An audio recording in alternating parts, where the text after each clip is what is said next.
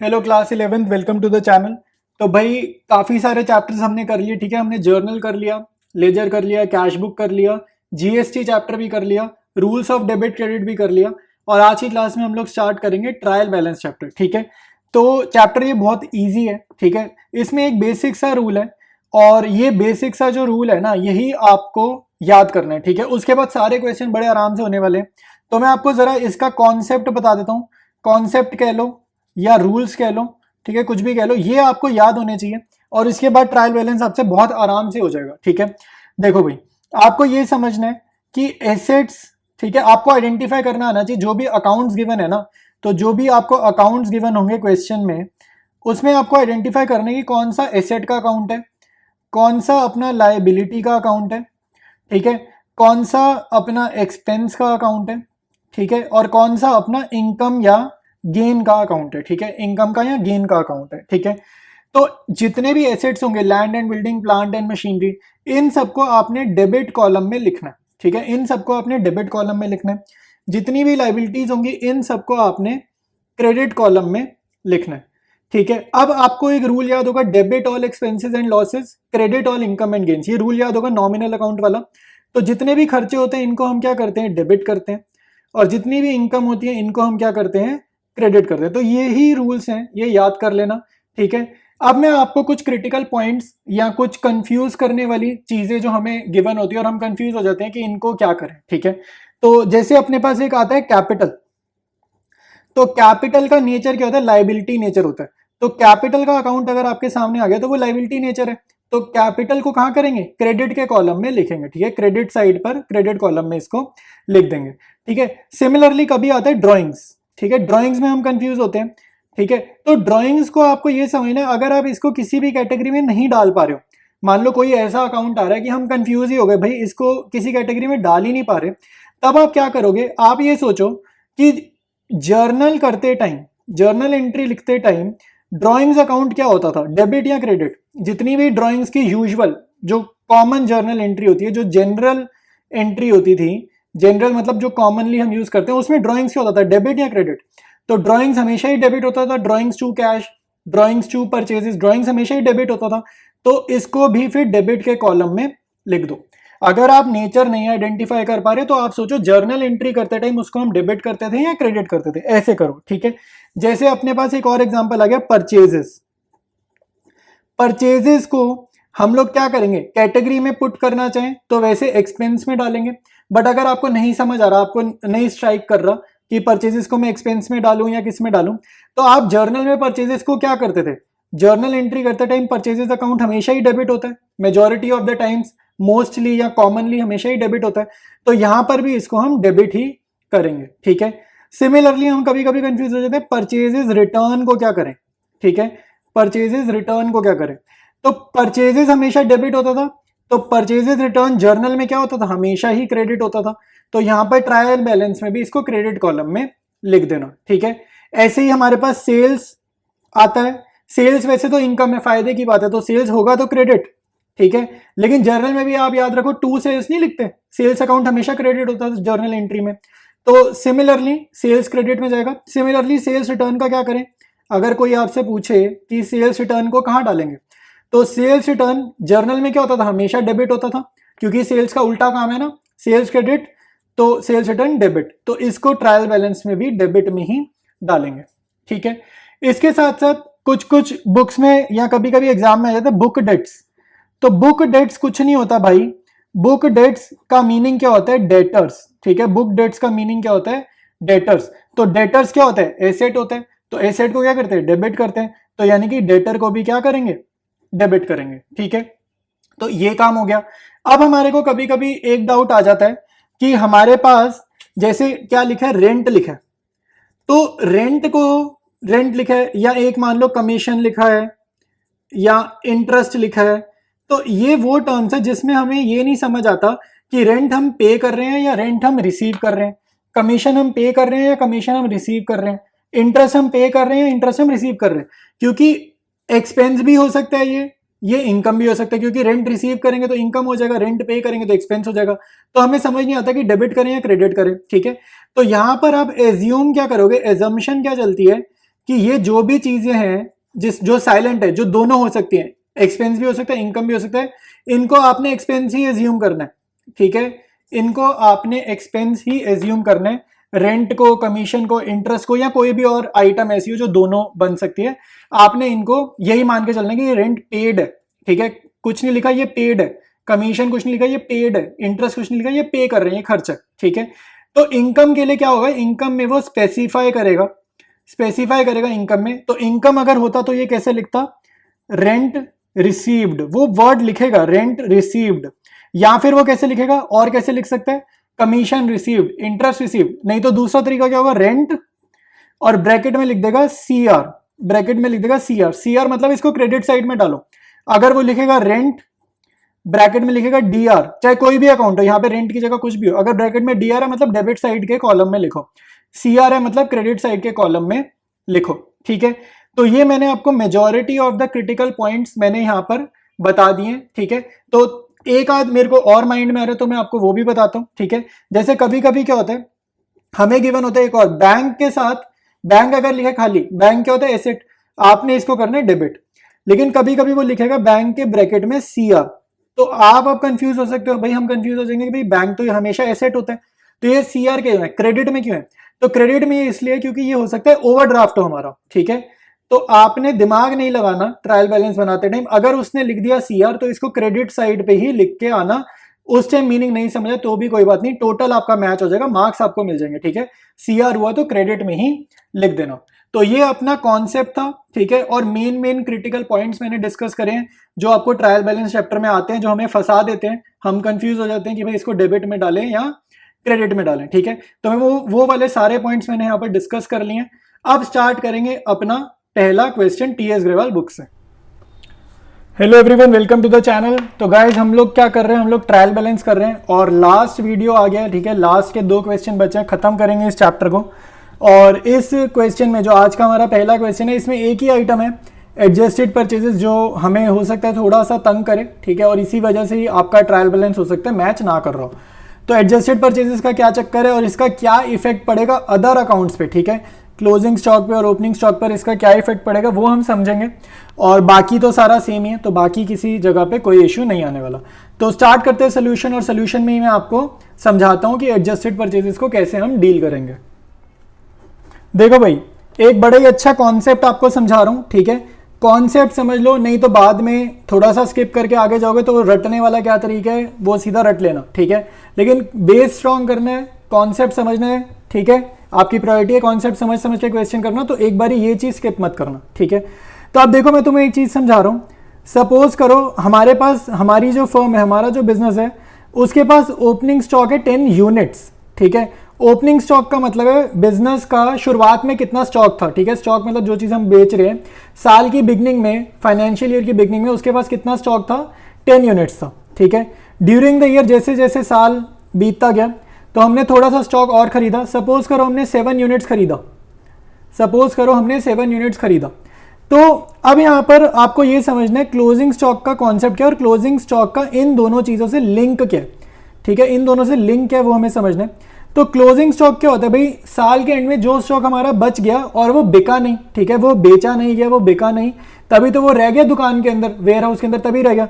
तो closing stock का meaning क्या होता है, गुड्स अनसोल्ड। मतलब मैं क्लोजिंग स्टॉक बोलूं या मैं उसी चीज को गुड्स अनसोल्ड भी तो बोल सकता हूं, क्योंकि गुड्स अनसोल्ड और क्लोजिंग स्टॉक एक ही बात है, सामान बिका नहीं इसीलिए वो शॉप में पड़ा रह गया।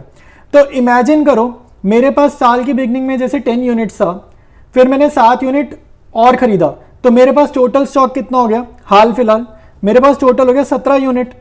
तो अगर 17 के 17 यूनिट बिक जाते, 17 के 17 यूनिट बिक जाते तो मेरा क्लोजिंग स्टॉक कितना आता, 0 आता, क्योंकि थे 17, सारे बिक गए तो 0 आता, ठीक है। इमेजिन करो अब 17 में से मेरे थोड़े से यूनिट नहीं बिके, तो जो नहीं बिके वही मैं लिख दूंगा यहाँ पे क्लोजिंग स्टॉक में। सपोज करो मेरे कुछ नहीं बिके और लेट से 4 नहीं बिके, तो अगर मेरा क्लोजिंग स्टॉक 4 यूनिट्स है, ठीक है, तो इसका मतलब है वो चीज़ नहीं बिकी। अब यहाँ पे हमें समझना ये है कि जो इंपॉर्टेंट पॉइंट है वो ये कि ये जो क्लोजिंग स्टॉक होता है ना, ये ओपनिंग स्टॉक और परचेजेस का ही एक हिस्सा होता है, ठीक है। क्लोजिंग स्टॉक जो होता है वो ओपनिंग स्टॉक और परचेजेस में से ही निकला है, उसमें कुछ चीज़ रह गई वो यहाँ पर आ गई, ठीक है। तो आपको ये यहाँ से पॉइंट क्या उठाना है, पॉइंट ये है या नोट क्या करना है, वो ये करना है कि अगर मैं ट्रायल बैलेंस में अमाउंट लिख रहा हूँ ओपनिंग स्टॉक, और मैंने ट्रायल बैलेंस ये रफ ऐसे बनाया, और यहाँ डेबिट में मैंने कुछ अमाउंट लिखा, ठीक है, फिर मैंने परचेजेस में कुछ अमाउंट लिखा, तो जब मैं ये दोनों लिख रहा हूँ ना ट्रायल बैलेंस में, तो इसका मतलब है क्लोजिंग स्टॉक इन दोनों में ना इंक्लूडेड है। तो इसलिए अब तक जितने भी क्वेश्चन करे थे ना उसमें क्लोजिंग स्टॉक हमें गिवन ही नहीं था। तो अगर आप ओपनिंग स्टॉक ट्रायल बैलेंस में लिख रहे हो, आप परचेजेस भी ट्रायल बैलेंस में लिख रहे हो, तो इन दोनों के अंदर ही क्लोजिंग स्टॉक कहीं ना कहीं हिडन है, कहीं ना कहीं इंक्लूडेड है। तो आपको क्लोजिंग स्टॉक अलग से लिखने की जरूरत नहीं है, ठीक है। तो एक तो ये पॉइंट आपको समझ में आना चाहिए, और लॉजिकली देखा जाए तो हमने सारा का सारा स्टॉक लिखा है। अब हमारा जो क्वेश्चन है, आपके क्वेश्चन में एक आइटम गिवन है एडजस्टेड परचेजेस की, तो अब जरा समझते हैं एडजस्टेड परचेजेस क्या है, और अब की बार हमें क्लोजिंग स्टॉक भी गिवन है, अब की बार हमें क्वेश्चन में ओपनिंग स्टॉक भी गिवन है। तो इन तीनों में क्या रिलेशनशिप है और क्या इनमें कनेक्टिविटी, वो सारा चीज हम अब समझेंगे। देखो भाई, एडजस्टेड परचेजेस का मीनिंग क्या है, इसका जो फॉर्मूला है इसी से हम इसका मीनिंग समझ जाएंगे। एडजस्टेड परचेजेस का फॉर्मूला होता है opening stock plus purchases minus closing stock. मतलब कि ओपनिंग स्टॉक और परचेजेस की जब मैं बात करता हूं, तो ओपनिंग स्टॉक और परचेजेस की जब मैं बात करता हूं, तो इसमें कहीं ना कहीं क्लोजिंग स्टॉक जुड़ा होता है, क्योंकि क्लोजिंग स्टॉक इन्हीं में से तो निकलता है। अगर कुछ सामान नहीं बिका, कुछ रह गया, तो वो इन्हीं का ही तो पोर्शन होगा, इन्हीं में से ही कुछ नहीं बिकेगा ना, तभी तो वो क्लोजिंग स्टॉक में ऐड होगा। तो यानी कि एडजस्टेड परचेजेस का मतलब है वो सामान जो हमारे पास पहले से था या हमने और खरीदा और वो सारा का सारा बिक भी गया, कह रहे क्लोजिंग स्टॉक हटा दो उसमें से, मतलब वो सामान जो हमने खरीदा था या हमारे पास पहले से था और वो आज की डेट में सारा का सारा सोल्ड आउट है, तो ये होता है एडजस्टेड परचेजेस। मतलब ऐसी परचेज जो बिक भी चुकी है at this point of time, ठीक है। तो ये मीनिंग होता है एडजस्टेड परचेजेस का। अब हमें ये समझना है कि ट्रायल बैलेंस में ना मेरे को हर तरीके का स्टॉक लिखना है, ठीक है। यूजुअली पुराने वाला अगर हम समझें, तो जब मैं ओपनिंग स्टॉक और परचेजेस लिखता हूं, ठीक है, इस शीट पे देखो, जब मैं ओपनिंग स्टॉक और परचेजेस लिखता हूं, तो इसमें कहीं ना कहीं क्लोजिंग स्टॉक इंक्लूडेड है, इन दोनों में कहीं ना कहीं इंक्लूडेड है। तो इसका मतलब मेरे ट्रायल बैलेंस में जब ओपनिंग स्टॉक और परचेजेस जाता है, तो क्लोजिंग स्टॉक उसमें ऑलरेडी एडेड होता है, ठीक है। तो पॉइंट ये, हम क्लोजिंग स्टॉक को रिकॉर्ड तो करते हैं, लेकिन जब हम ओपनिंग स्टॉक और परचेजेस करते हैं तो उसमें क्योंकि जुड़ा होता है तो हमें अलग से लिखने की जरूरत नहीं पड़ती, ठीक है। तो ये वाला जो पोर्शन है जो आपको अब क्वेश्चन है एडजस्टेड परचेजेस का, इसमें ओपनिंग स्टॉक और परचेजेस जो है लेकिन क्लोजिंग स्टॉक नहीं है, ठीक है। तो क्लोजिंग स्टॉक क्योंकि इसमें नहीं है तो हमें इसको अलग से शो करना पड़ेगा। आई बात समझ में? तो इसमें हमें अलग से शो करना पड़ेगा। और एडजस्टेड परचेजेस में क्या क्या है, एडजस्टेड परचेजेस में देखो ओपनिंग स्टॉक भी है और परचेजेस भी है। तो मेरे को ओपनिंग स्टॉक को यहां पे शो नहीं करना, ओपनिंग स्टॉक को शो नहीं करना, क्योंकि वो ओपनिंग स्टॉक एडजस्टेड परचेजेस का जो यहां हम अमाउंट लिखने वाले हैं उसमें ऑलरेडी एडेड है। और परचेजेस नहीं गिवन, और अगर परचेजेस गिवन होता तो उसको भी नहीं लिखते, क्योंकि वो भी एडजस्टेड परचेजेस में कहीं ना कहीं एडेड होता। आई बात समझ में? ठीक है, थोड़ा सा कॉम्प्लिकेटेड था। ये दोनों शीट्स पे, ये दोनों वाइट शीट्स पे जो भी समझाया भाई पीछे जाके दोबारा से सुनो, आपको मुझे उम्मीद है समझ में आ जाएगा, ठीक है। बहुत इंपॉर्टेंट पॉइंट था, एक बार ही मेरी रिक्वेस्ट है जरूर पीछे जाके समझना, ठीक है, तो समझ में आ जाएगा। और रही बात रटने वाली, भाई रटने वाला पॉइंट यही है, जब भी एडजस्टेड परचेजेस गिवन हो, ठीक है, अगर आपको नहीं समझना, आपको सिर्फ याद ही करना है, तो एडजस्टेड परचेजेस जब भी गिवन हो सीधा सीधा याद कर लो कि क्लोजिंग स्टॉक लिखते हैं, ओपनिंग स्टॉक को नहीं लिखते, ठीक है। बस ये याद कर लो। अगर आपको लॉजिक वगैरह नहीं समझ में आया या समझना नहीं चाहते तो ये इस तरीके से लर्न कर लो।